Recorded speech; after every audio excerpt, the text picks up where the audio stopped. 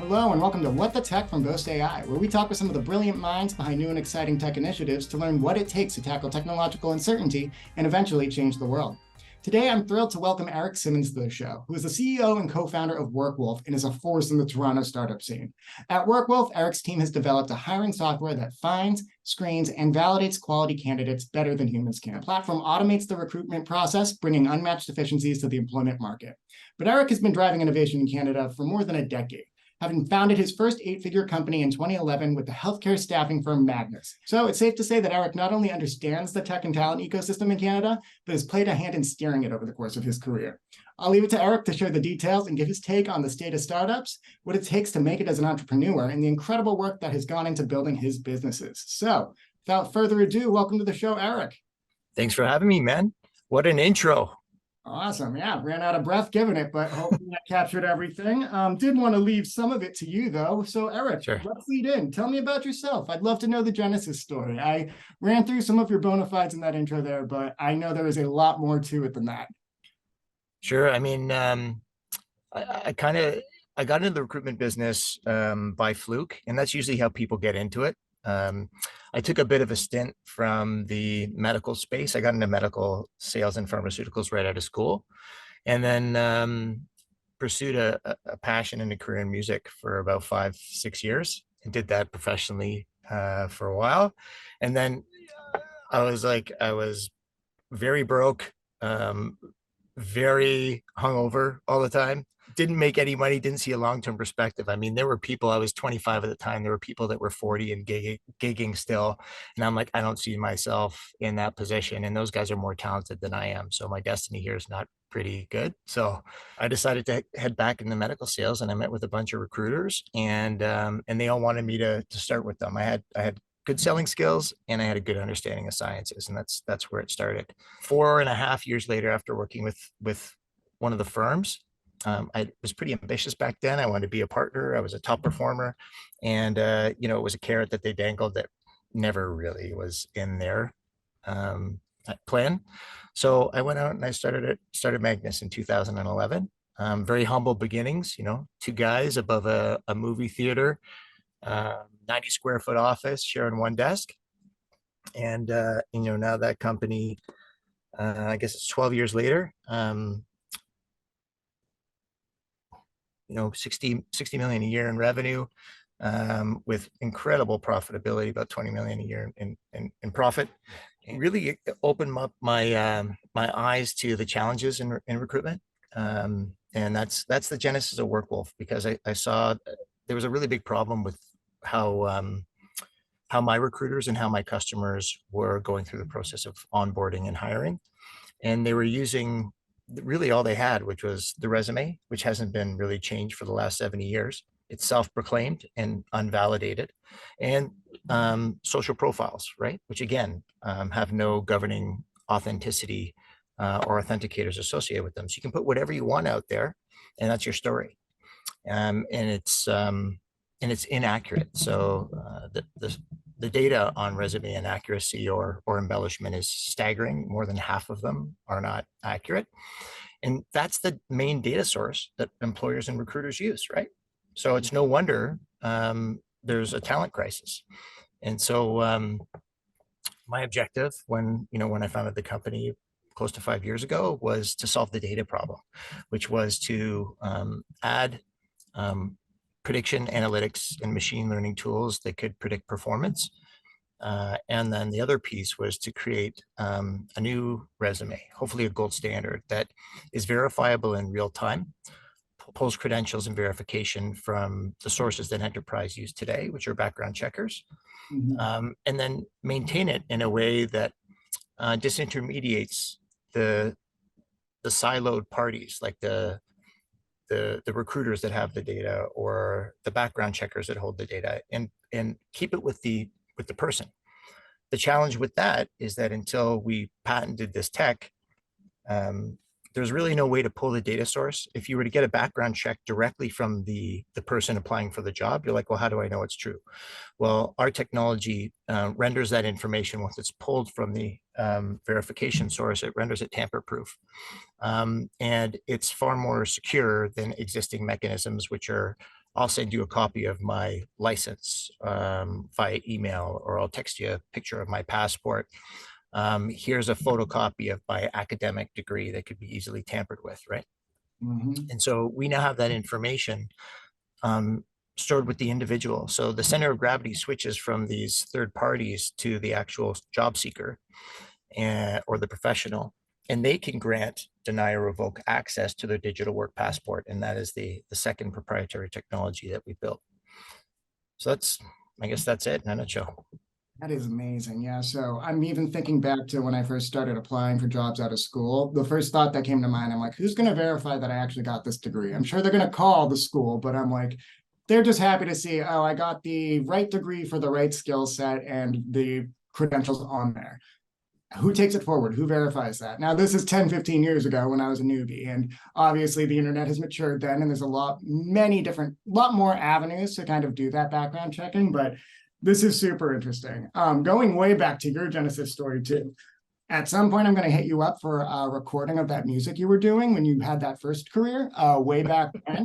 But I love hearing about how the backgrounds of a lot of the most successful startup founders are so unconventional. It usually goes with, all right, I did go into the big company and I realized I don't want to do it, so I started my own business. But I'm finding in these interviews that we've been doing a lot more, it's just like, I found myself in this field. I identified a big problem. I didn't know I'd find myself in this field, but the problem was so glaring and I could figure out the solution. I feel like that kind of resonates with the path that you've zeroed in on. And I know that you mentioned some of the big problem about using the CV in general with sourcing talent, but you started in the medical space. Could you speak a little bit to me about what the acute challenges were there in terms of not only validating CVs, but just finding the right talent for the medical community specifically?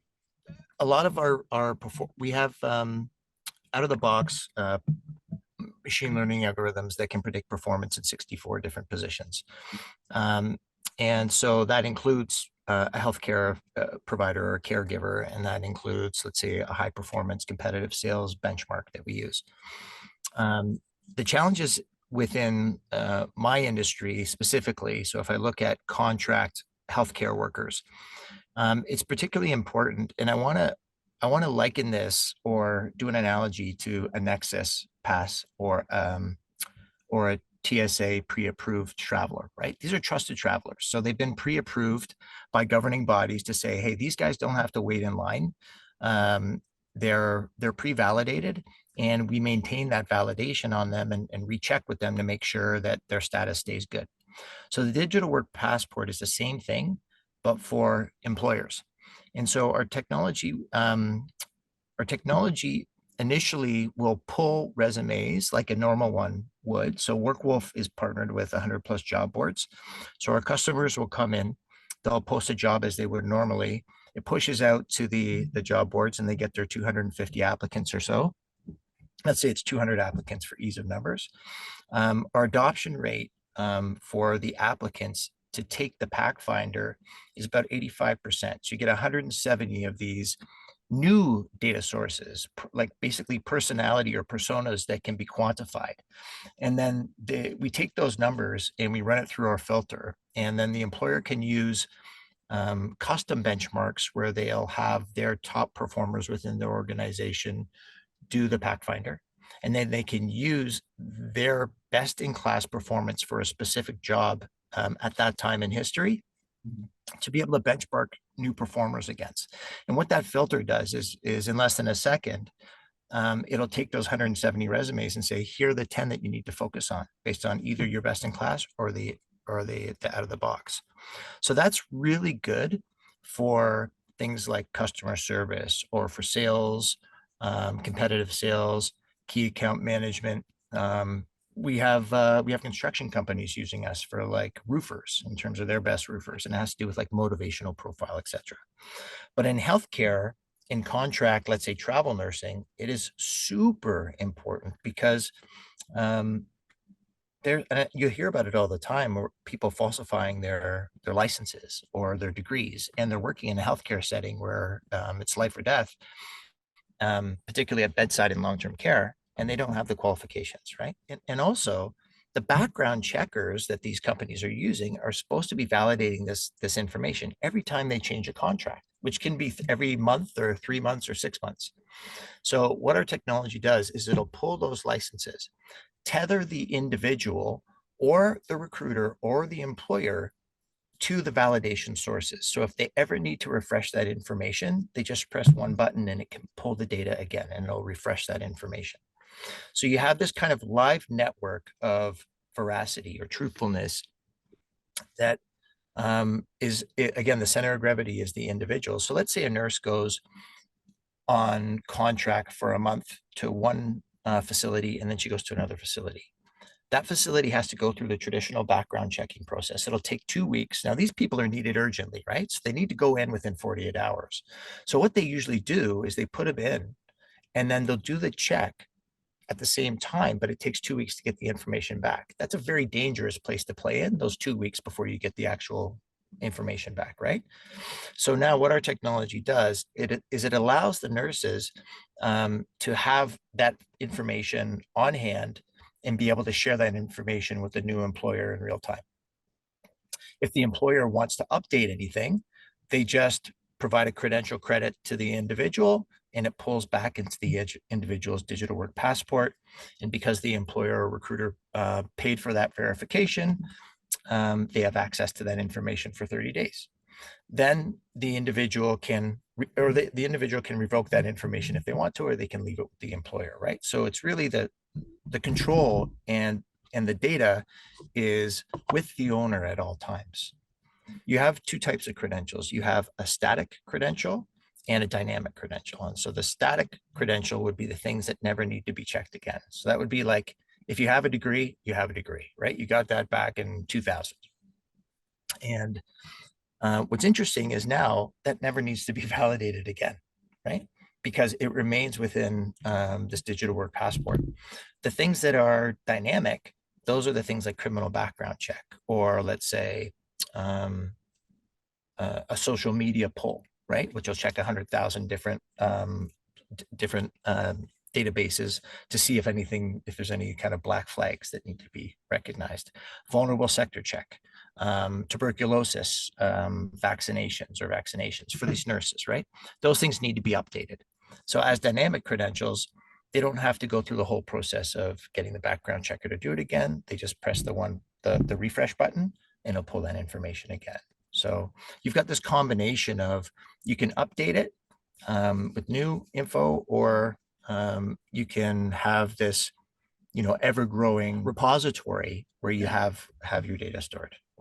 That is incredible. So I love the way you put to live network of veracity. And I really clung to at the beginning when you had mentioned the Nexus Pass. I've been traveling to Canada more in the past 2 months than I ever thought I would for my career.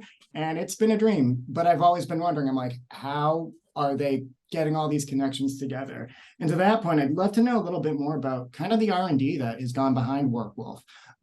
Even just when you're listing the different sectors, the dependabilities and the dependencies and integrations you need to bake into the platform to get all of that information in one place and to have that live network of veracity, that's incredible. Could you speak a little bit to the process of building that platform and getting it to where it is today? If you're willing to go into it, talk about how you've leveraged that R&D work for Shred, if that's something that you guys have tapped into in the past. Yeah, sure. I'd be happy to. And I mean, the government has been amazing in terms of supporting research and development for Canadian startups. So our name before we were rebranded to Workwolf was Blockable. And because our initial research was based on the democratization of these records, leveraging a distributed ledger. And so we did a lot of research on that, on a public ledger to see if that was actually something that would work. We looked at reducing latency and costs associated with public ledgers and with the security associated with personal identifiable information on that public ledger. And there was a ton of challenges with that. And so we spent a lot of time before we actually started commercializing this, trying to figure out if there was a true blockchain play for us to be able to make this thing work and make a commercializable product with a true blockchain play. And the answer was we couldn't do it. So we spent a year and a half or so and spoke to some of the brightest people in the world with that technology, and came up short. So we needed to revamp our model um, and make the permission ledger, the blockchain component of our technology, a very small piece of our technology. It's probably 5% of our stack, but it still does what it's supposed to do is in terms of accessing the information and tracking when that information is deployed and or revoked, and that's really all we use it for.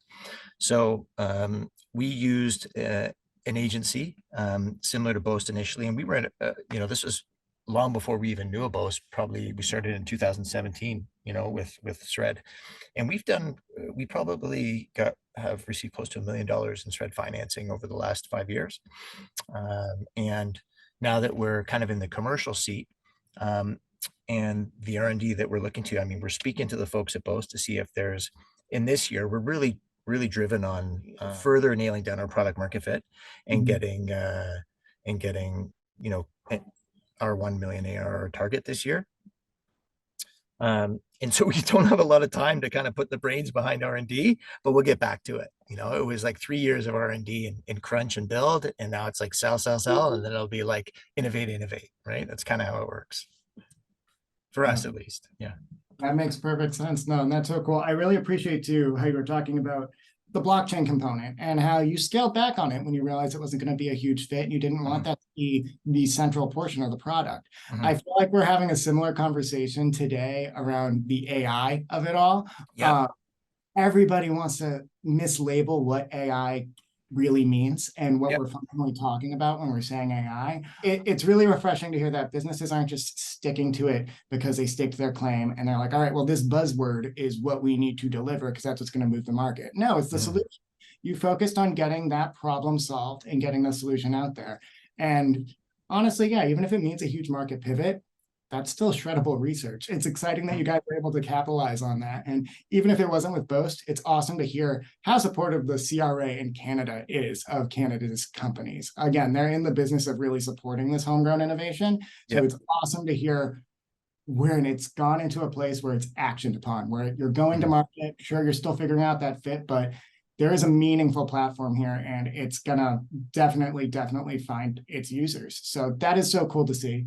I'd love to know, kind of broadening it out a little bit. You're a founder. You have been in this ecosystem for a bit. You're very tuned into the talent community on the one hand, but could you tell me a little bit about maybe 4 other founders who would be listening today? What's your current take on the state of startups, whether in Canada, North America, broadly, globally? I think with tech specifically. So my other business was a service business. So it's like the harder you work, the more money you make, right? And tech is kind of different than that. It's like the harder you work, the more money you burn, right? Because you got to buy more, you got to get more people. That's just before commercialization. So we commercialized in late 2021, and we're not profitable yet, but we certainly are making money, and we certainly have customers that love what it is we do for their employment process. But I'd say, challenges. It's really knowing what to do at each step of the way. So I don't know if advice or, experience that I have is welcome here, but anyone, a lot of times entrepreneurs will put their head down and say, I can do it on my own. And a lot of times you have to, and a lot of times people will give you bad advice when you're kind of in a new realm, right? So it's getting advisors or getting people who have done it before you and are successful, believing in what it is you do and supporting you in terms of mentorship. That's really important. And there's a lot of quasi incubators, and then there's your legit ones, right? And then there's ones, I'd say, if somebody wants to introduce you to investors, or if you're looking to pitch, don't ever pay to pitch, right? I mean, I'll have people say, "Hey, I can introduce you to this. Here's our fees." I'm like, no. If I'm going to go to investors, they're investing in us because they see a potential high return, and I don't have to pay to see those guys. Like, so I don't know. it's an interesting space. Interest rates are hurting everybody, but I mean, this is old news, right? I raised money in COVID, kind of at the heat of it, even though my investors like essentially vanished when that kind of hit it. But it took a lot longer. But you just keep going, right? You just keep driving towards and you find a way. You persevere and you got to have grit and you go out there and you make it happen. So cool. I think that if that point you made about paying to pitch too, to call Mhm. that one out, I feel like that's a really powerful one. That's not a perspective that we've heard on the show necessarily. And we do partner with a lot of incubators and accelerator programs that I would say Yep. are the good ones. So Yep. anyone you hear on our show, they get Yep. our seal of approval. But Yep. I do also agree that there's a lot of people who want to ride on the coattails of an exciting environment, an exciting Mm. tech ecosystem right now. But yeah, I'm going to leave it at that for the most part. But before we head off, Erik, I'd love to know what's on the roadmap for Workwolf. What's up in the next year? What would we be asking you a year from now? Well, next year's growth year, right? So we hit product market fit, I'd say pretty early. We're expanding into enterprise now, going from kind of small, medium business. So, uh, and we don't want to get too heavy in terms of, we ended up becoming an applicant tracking system for a couple of smaller companies. And we didn't want to take that route because we have really differentiable features to existing applicant tracking systems that are really heavy. So we want to have powerful inputs that are something that can modify existing big systems and improve big systems. We don't want to become a big system. We want to stay lean and really impactful to people's businesses.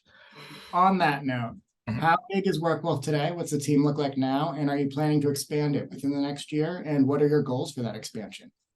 Yeah, sure. So we're just coming off of a round now. So we're expanding our sales function. We're we've got three new devs that we're hiring for, probably 5 salespeople.